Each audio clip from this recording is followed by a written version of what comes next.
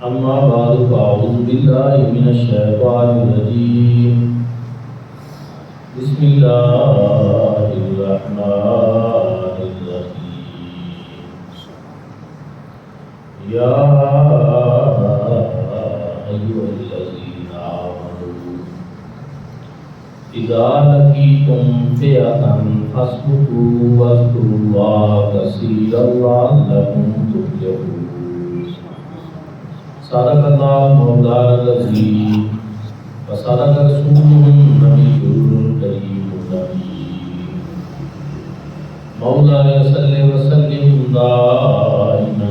أبدا على حبيبك خير الخلق كلهم والحبيب الذي ترجى شفاعته لكل هول من الله وآل متقين يا أكرم الخلق مالي من نعوذ به سواك عنده بالحدث الأمامي نہایت ہی واجب الاحترام بزرگوں دوستوں اور بھائیوں، ان دنوں وطن عزیز پاکستان ایک مشکل صورتحال سے دوچار ہے، اور حضور علومت مفسر قرآن مفکر اسلام نواز عصر حضرت علومت جسٹس پیر محمد کرم شاہ الازہری رحمۃ اللہ تعالی علیہ آپ فرمایا کرتے تھے کہ ہماری محبت کا معیار دو چیزوں کے اوپر ہے، ایک اسلام سے وفاداری اور ایک پاکستان سے وفاداری، اور یہی درس ہمیں ملا ہے، اور میں یہ سمجھتا ہوں کہ یہاں اس وطن عزیز میں رہتے ہوئے ہر پاکستانی مسلمان کے لیے محبت کا یہی معیار ہے کہ ہم ان لوگوں سے محبت کریں، ان سے پیار کریں جو اسلام کے وفادار ہیں اور جو پاکستان کے وفادار ہیں، اور ہماری محبت کا معیار بھی یہی ہے، اور ہماری نفرت کا معیار بھی ہے کہ جو اسلام کے دشمن ہیں اور جو پاکستان کے دشمن ہیں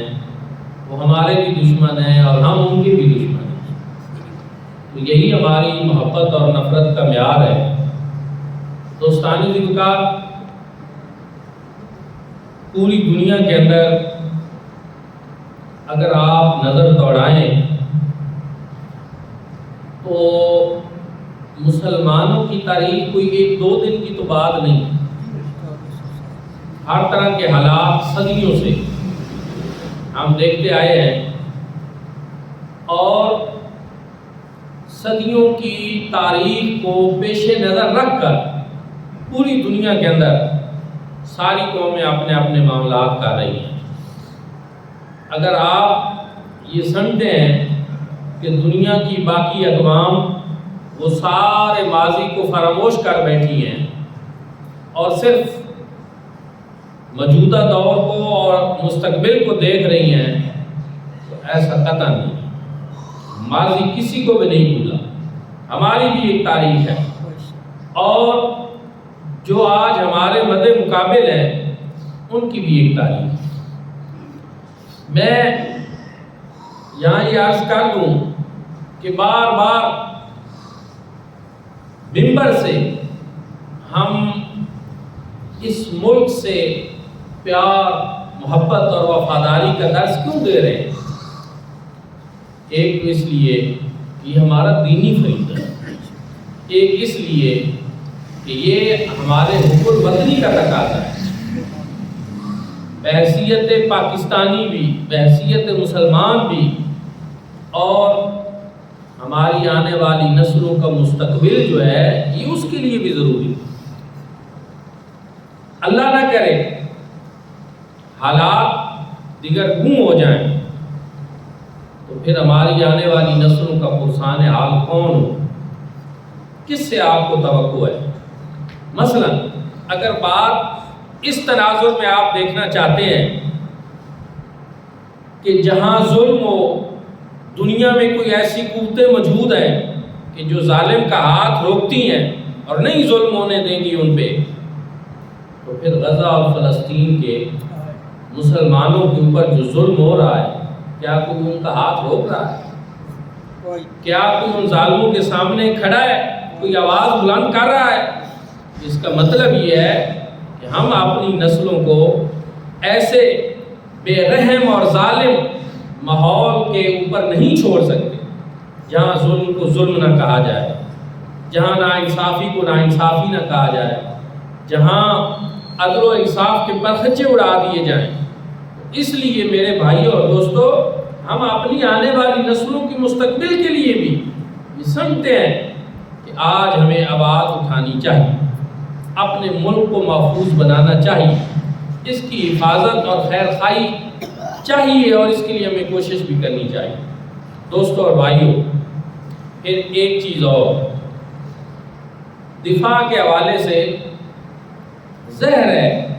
کہ انہی لوگوں کی رائے بہتر ہوتی ہے جو دفاعی امور کے تجزیہ نگار ہوتے ہیں، ماہرین ہوتے ہیں۔ اب ہمارا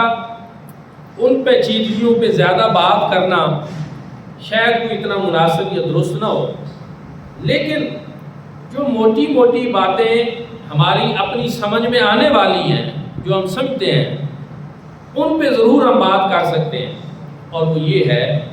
کہ اس وقت امریکہ بھی یہ چاہتا ہے کہ جو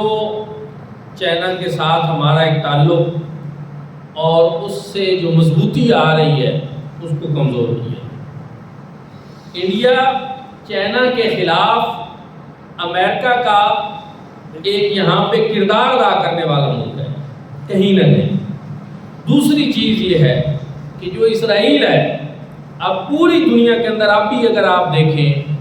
تو وہ یہ سمجھتا ہے کہ میرا سب سے بڑا مخالف پاکستان، جس نے اس کو تسلیم نہیں کیا، جہاں سے آج بھی اس کے خلاف مضبوط اور مؤثر آوازیں اٹھتی ہیں، عوام نکلی ہے، ہر سطح پہ لوگوں نے بات کی ہے۔ تو اس لیے وہ بھی ہمارا ازلی ابدی دشمن ہے، اور اس کے لیے بھی بہترین موقع یہ ہے کہ وہ انڈیا کے اوپر ہاتھ رکھے، اس کو شہ دے، اس کو اپنے ڈرون دے رہا ہے اور سارا کچھ کر رہا ہے۔ دوستو اور بھائیوں، پھر ایک اور بات، یہ سارے حالات ہماری عسکری قیادت، ہماری سیاسی قیادت، ہماری حکومت، ان کو بھی معلوم ہے۔ ایک ہوتے ہیں جذبات، ایک ہوتا ہے کہ حالات و واقعات سارے دیکھنا، سارے تناظر کو دیکھنا۔ بعض دنیا کے بعض ممالک کی خیال یہ ہے، جن میں وہ اسرائیل بالخصوص شامل ہے، وہ ڈرون بھی دے رہا ہے انڈیا کو کہ یہاں غزہ کی طرح سی صورتحال بن جائے، اور جب دل چاہے انڈیا سے بیٹھ کر وہ ڈرون مارے۔ غزہ میں بہت ساری شہادتیں اسی طرح ہوتی ہیں، وہاں وہ ڈرون مارتے ہیں اور یہ ان کا ایک طریقہ کار ہے۔ لیکن میرے بھائیوں اور دوستو، یہاں میں ایک اور عرض کرنا چاہتا ہوں کہ ہمیں اللہ کا لاکھ بار شکر ادا کرنا چاہیے کہ اللہ پاک نے ہمیں ایک ایسی فوج عطا فرمائی ہے، اور اس کی تیاری اتنی بہتر ہے کہ الحمدللہ آج بھی ہم دیکھ سکتے ہیں کہ اتنے دن ہو گئے ہیں، لیکن انڈیا کو یہ جرأت نہیں ہوئی کہ وہ بارڈر سے ادھر کوئی اپنا جہاز بھیج سکے۔ یہ جنگ کے کئی طریقے ہوتے ہیں، چھوٹی موٹی حرکتیں کرنا اور اس طرح کی چیزیں کرنا، یہ جنگی حکمت عملی کا حصہ ہوتی ہیں، لیکن ہمیں جو سمجھ آتی ہے آج بھی کہ الحمدللہ ہمارے ملک کا دفاع بڑے مضبوط آتا ہے۔ کوئی پریشانی والی بات نہیں، کوئی مایوسی والی بات نہیں۔ مایوسی اور پریشانی دشمن کی طرف سے پھیلائی جاتی ہے۔ جنگ کے دنوں میں پروپیگنڈا اور افواہیں اور اس طرح کی چیزیں یہ تو دشمن کا ہتھیار ہوتی ہے۔ تو میرے بھائیوں اور دوستو، ہمیں بالکل اس سلسلہ میں کوئی مایوسی نہیں، کوئی پریشانی نہیں۔ یہ الگ بات ہے کہ ہم دعا کرتے ہیں کہ اللہ رب العزت کسی بڑی جنگ سے بچائے ہمیں، کیونکہ سب لوگ جانتے ہیں کہ اللہ نہ کرے اگر حالات بہت کشیدہ ہوئے تو پھر یہ دونوں ایٹمی ممالک ہیں اور پھر کچھ بھی نہیں بچے گا۔ یہ بات دنیا بھی جانتی ہے اور ہمیں بھی معلوم ہے، تو اس لیے جنگ کی خواہش اور تمنا نہیں، لیکن ایک بات یہ بھی طے شدہ ہے کہ اگر دشمن یہ مجبور کر دے کہ ہم اپنے دفاع کے لیے کوئی قدم اٹھائیں تو پھر ظاہر ہے کہ اس سلسلہ میں وہ ہماری ایک مجبوری ہوگی، اور ہماری پاک فوج جو ہے وہ انتہائی ذمہ داری کے ساتھ اور سارے حالات اور چیزوں کو مد نظر رکھ کر ایک اپنا سلسلہ کر رہی ہے۔ اور جو سننے سمجھنے میں آ رہا ہے وہ یہی ہے کہ الحمدللہ وہ بڑے اچھے طریقے سے پوری دنیا کو کوئی موقع نہیں دے رہے، کہ جس سے دنیا، میں نے پہلے بتایا کہ دنیا، آج کی دنیا مظلوم کے ساتھ کھڑی نہیں ہوتی، مسلمان کے ساتھ کھڑی نہیں ہوتی۔ ہم اس دنیا میں جی رہے ہیں، یہ بات ہمیں سمجھنی چاہیے۔ ہم اس دنیا میں ہیں جہاں لوگ ظالم کے ساتھ، طاقتور کے ساتھ کھڑے ہوتے ہیں، اور بالخصوص اسلام دشمن قوتوں کے ساتھ کھڑے ہوتے ہیں۔ تو ایسے حالات میں انتہائی محتاط رویے اختیار کرنا پڑتے ہیں، حالات کی نزاکت کو سمجھنا پڑتا ہے، اور یہی چیز جو ہے وہ ہماری پاک فوج کر رہی ہے۔ دوستو اور بھائیو، پھر ایک اور چیز بھی جو ہم سب کے لیے سمجھنا ضروری ہے وہ یہ ہے کہ جو ہمارا دشمن ہے اس کی پوزیشن کیا ہے۔ یاد رکھیں، مودی دنیا کے بدترین لوگوں میں سے ایک شخص ہے، اور اگر میں کہوں تو بالکل یہ کوئی نامناسب نہیں ہوگا کہ وہ ایک چبل سا انسان، کوئی بصیرت والا لیڈر نہیں ہے۔ آپ یہ نہیں کہہ سکتے کہ ہندوستان میں وہ کوئی ایک بڑا عالمی رہنما ہے، فضول سا انسان ہے۔ اس کی بنیاد کیا ہے؟ ہندوؤں کی ایک RSS جماعت ہے، جو ان کی اسلام دشمنی پر مبنی ایک جماعت ہے، اور جس کا عزم ہی یہی ہے کہ ہندوستان سے مسلمانوں کا خاتمہ کر۔ وہ اسٹوڈنٹ لائف میں، اپنے دور میں اسی جماعت میں رہا ہے،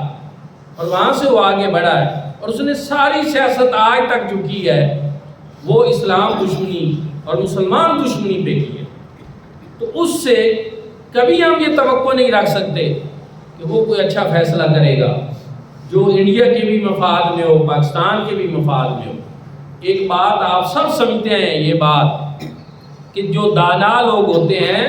وہ جنگوں پہ خوش نہیں ہوتے، وہ امن کو پسند کرتے ہیں۔ اچھے لوگ ہمیشہ امن کو پسند کرتے ہیں، امن ترقی کو آگے بڑھاتا ہے، ساری باتیں۔ لیکن یہ میں اس کی آپ کو سائیکی بتا رہا ہوں کہ وہ ایک نفسیاتی مریض شخص، ایک پاگل ذہنیت کا اور ہندو توا کا پرچار کرنے والا ہمارا دشمن ہے، بدترین دشمن ہے، فضول سا انسان ہے۔ اور ان کا پورا میڈیا جو ہے، واقعی میں بہت حیران ہوا کہ اتنے جھوٹ بول رہا ہے کہ جس کا آپ اور میں ہم تصور بھی نہیں کر سکتے۔ رات کو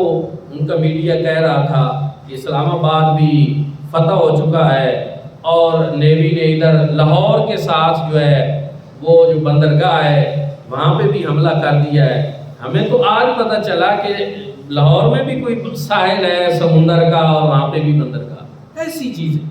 اور وہ ایسے لگے ہوئے ہیں رات دن، ان کا میڈیا بھی، ان کے لوگ بھی، اس طرح کے تجزیے تب سے جھوٹ پر مبنی۔ تو میرے بھائی اور دوستو، جس قوم کی ذہنیت اس طرح کی ہو، نیچر اس طرح کی ہو، تو اس سے آپ کیا توقع رکھ سکتے ہیں کہ وہ کوئی اچھے انسان ہیں، وہ کوئی اچھے لوگ ہیں؟ تو ایسے حالات میں کبھی بھی ہمیں یہ نہیں سوچنا چاہیے کہ ہندو جو ہے وہ مسلمانوں کا خیر خواہ ہو سکتا ہے، یا وہ کوئی اچھا کام کر سکتا ہے، یا اس لیے ہمیں بھرپور طریقے سے اپنی پاک فوج کے ساتھ کھڑا ہونا چاہیے، اپنے اس وطن کے ساتھ کھڑا ہونا چاہیے اس ملک سے محبت رکھنی چاہیے۔ حضور نبی کریم صلی اللہ علیہ وآلہ وسلم نے حب الوطنی کا درس خود دیا۔ حضور نبی کریم صلی اللہ علیہ وسلم جب مکہ میں تھے تو مکہ سے بہت زیادہ محبت فرمائی، اور جب ہجرت کے وقت آپ صلی اللہ علیہ وسلم مکہ سے نکلے تو حضور نبی کریم صلی اللہ علیہ وسلم نے باقاعدہ یہ ارشاد فرمایا کہ اے شہر مکہ، میں تو اس سے بہت زیادہ محبت کرتا ہوں، مجھے بڑا پیار تھا، لیکن ان ظالموں نے مجھے یہاں رہنے نہیں دیا، تو میں آج تیری جدائی کو برداشت کر۔ یہ چیز کیا ہے؟ یہ شہر مکہ کی محبت، اپنے وطن کی محبت اور حب الوطنی کی یہ ایک بہت بڑی دلیل ہے۔ پھر جب آپ صلی اللہ علیہ وسلم مدینہ شریف میں گئے تو وہاں حضور اللہ صلی اللہ علیہ وسلم نے دعا کی کہ اللہ یہ مدینہ جو ہے اب یہ ہمارا شہر ہے، اب تو اس کی محبت ہمارے دلوں میں مکہ سے بھی زیادہ ڈال۔ اور پھر حضور نبی کریم صلی اللہ علیہ وسلم نے اس کو اپنا دیس بنا لیا، اس کے لیے دعائیں کی، خیر کی، برکت کی۔ تو اب پتہ کیا چلا کہ جہاں کوئی انسان رہتا ہے وہ اس دھرتی کی خیر مانگتا ہے، اس کو اپنا وطن سمجھتا ہے، اس کے لیے خیر خواہی کے جذبات رکھتا ہے۔ تو میرے بھائیوں اور دوستو، تو ہم جس دھرتی پہ رہ رہے ہیں، جس سے کھا رہے ہیں، جس کی آزاد فضاؤں میں سانس لے رہے ہیں، اس کی محبت یہ ہمارے لیے ضروری ہے، یہ ہمارے دین کا تقاضا ہے، ایمان کا تقاضا ہے۔ اور ہر انسان جس طرح اپنے وطن سے پیار کرتا ہے اسی طرح ہمیں بھی چاہیے۔ لیکن آج کل ہم بڑی عجیب سی فضا بعض دوستوں کی دیکھتے ہیں کہ بعض وہ باتیں جو دشمن ہمارے پاک فوج کے حوالے سے، ہمارے ملک کے حوالے سے کر رہا ہوتا ہے، وہ ایسی چیزیں، ایسے سوالات اور ان چیزوں کو جنم دے رہے ہوتے ہیں، تو یہ کہیں سے بھی مناسب اور درست نہیں ہے۔ انشاءاللہ حالات اور وقت یہ بات ثابت کرے گا کہ اگر اس بحران سے ہم نکلے اور اللہ پاک نے کسی بڑے سانے سے وطن عزیز پاکستان کو بچا لیا، تو وہ جن لوگوں کو پریشانی ہے کہ اب یہ موقع ہے کہ اب اس کو رگڑ دو، اگر یہ بچ نکلے تو یہ ایک بہت بڑی عالمی قوت بن جائیں گے۔ اور انشاءاللہ یہ بات آپ میری لکھ لیں، اللہ رب العزت سے ہم دعا بھی کرتے ہیں وہ ہمیں کسی بھی بڑے سانے سے بچائے، اس ملک کی حفاظت فرمائے، یہ ملک انشاءاللہ سپر پاور بنے گا۔ پتہ ہی کیا ہوتا ہے، قوموں کا پتہ ہمیشہ بحرانوں میں لگتا ہے، بندے کا پتہ اس کی شخصیت کا وہ کسی بحران میں لگتا ہے، جب کو حالات خراب ہوں تب پتہ چلتا ہے کہ اس کی تیاری کتنی ہے، اس میں صبر کتنا ہے، استقامت کتنی ہے، ثابت قدمی کتنی ہے، حوصلہ کتنا ہے، ہمت کتنی ہے، یہ ساری چیزیں تب پتہ چلتی ہیں۔ لیکن ہم نے یہ دیکھا ہے کہ 1965 میں جب جنگ ہوئی تھی تب ہمارے حالات بہت کمزور تھے، لیکن 17 دن پاکستان نے اسی انڈیا کا اس وقت بھی مقابلہ کیا تھا، تب تو ہمارے حالات بہت اور طرح کے تھے۔ لیکن میرے بھائی اور دوستو 71 کے اندر بھی وہ کچھ اور صورتحال ہے۔ میں زیادہ بات نہیں کرتا اس پہ، صرف اتنا آپ کو بتاتا ہوں کہ بنگلہ دیش کے اندر جو اسکولوں میں اساتذہ تھے وہ اپنے اسٹوڈنٹس کو وقتاً فوقتاً یہ پڑھاتے رہتے تھے کہ وہاں مغربی پاکستان میں غاصب لوگ بیٹھے ہیں، آپ کے حقوق غصب کر رہے ہیں، یہ کر رہے ہیں، وہ کر رہے ہیں۔ ایک ذہن سازی کی گئی، وہ قوم جب بڑی ہوئی اور ان کے پیچھے کون تھا؟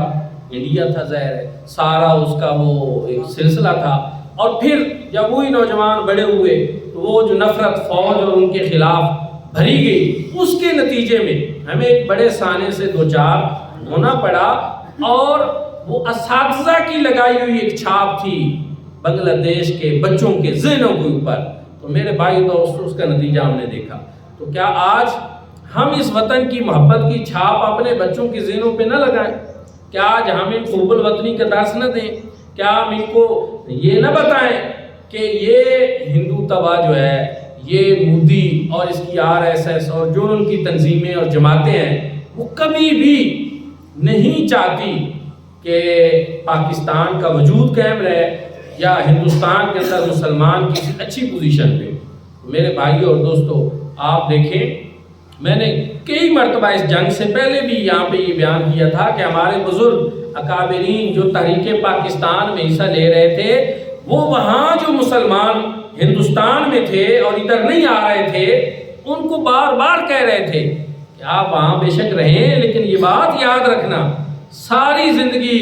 وہاں پہ آپ اپنی صفائیاں دیتے گزر جائے گی آپ کی کہ ہم ہندوستان کے وفادار ہیں جی، ہم ہندوستان کے وفادار۔ اور آج آپ دیکھ سکتے ہیں کہ وہاں جو مسلمان لیڈر ہیں انڈیا کے اندر، وہ جو باتیں کر رہے ہیں پاکستان کے خلاف اور بڑھ چڑھ کے وہ کوشش کر رہے ہیں، وہ اپنے سروں کے اوپر ہندوستانی جھنڈے باندھ کر بھی باتیں کر رہے ہیں، لیکن سچی بات آپ مجھے بتائیں، اپنے دل سے پوچھ کر بتائیں، کیا ہندو آج بھی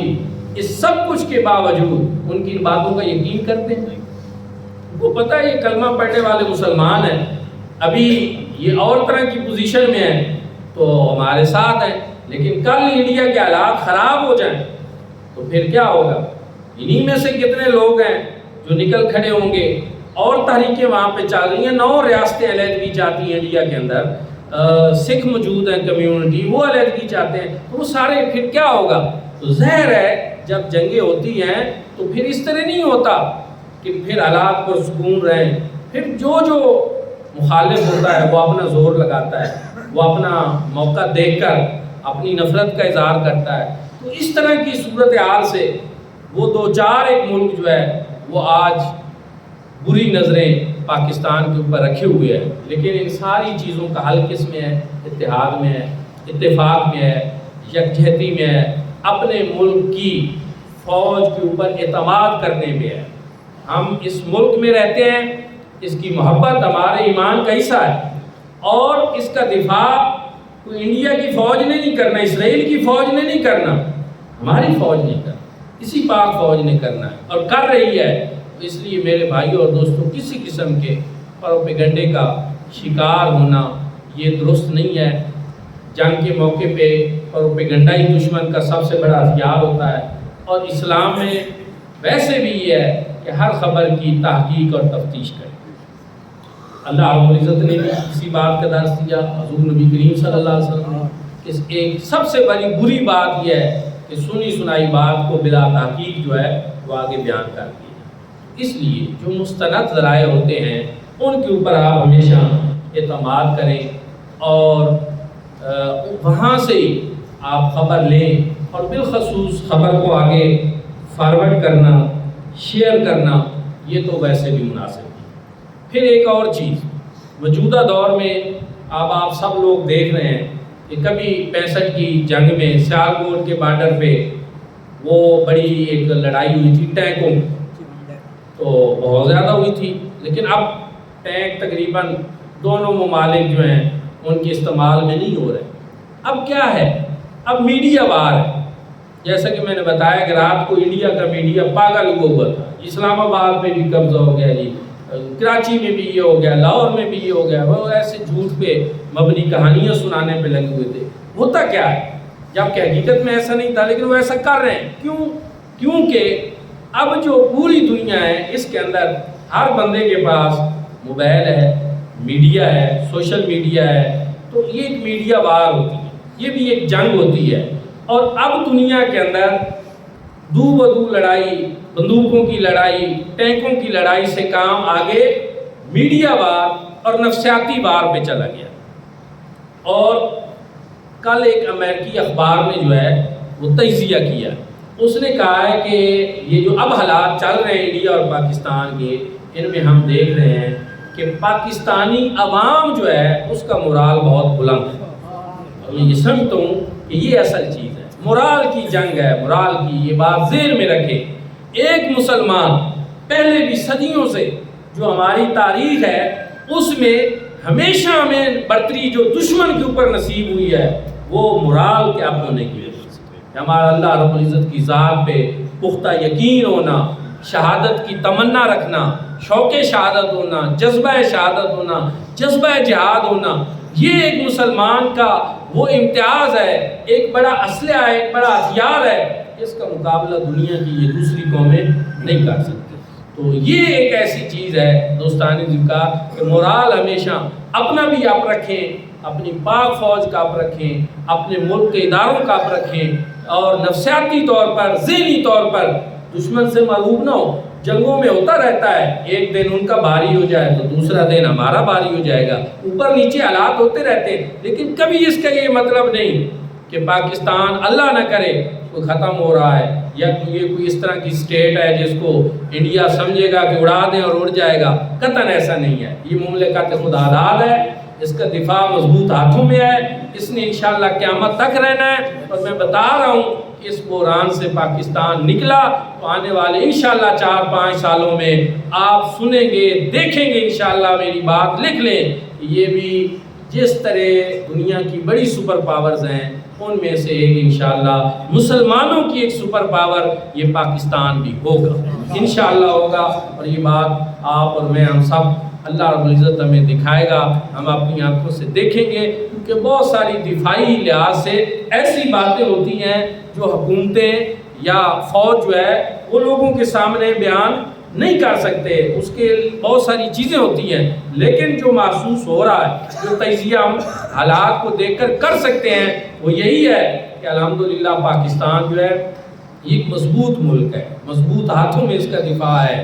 اور اس کے لیے بڑی دعائیں کی جاتی ہیں۔ اس کے لیے کتنے لوگ ہیں جو آج مساجد میں آپ دیکھیں، میں تو سمجھتا ہوں کہ شاید ہی کوئی مسلمان ہو جو آج جمعۃ المبارک کے موقع پر اس ملک کے دفاع کے لیے اللہ کی بارگاہ میں دست سوال دراز نہ کرنا، اتنی دعائیں ملنا، اللہ کی بارگاہ میں آرزو کرنا، یہ اسی وطن کو نصیب ہے۔ تو اللہ رب العزت کی بارگاہ میں یہ دعا ہے کہ اللہ پاک اس ملک کو صبح قیامت تک دوام نصیب فرمائے، اس کے دشمنوں کا خاتمہ ہو، اس ملک کو استحکام نصیب ہو، اس میں امن ہو، اس میں خوشحالی ہو، اس کو اللہ رب العزت اچھے اور مخلص حکمران بھی نصیب فرمائے۔ آخر دعوانا الحمدللہ۔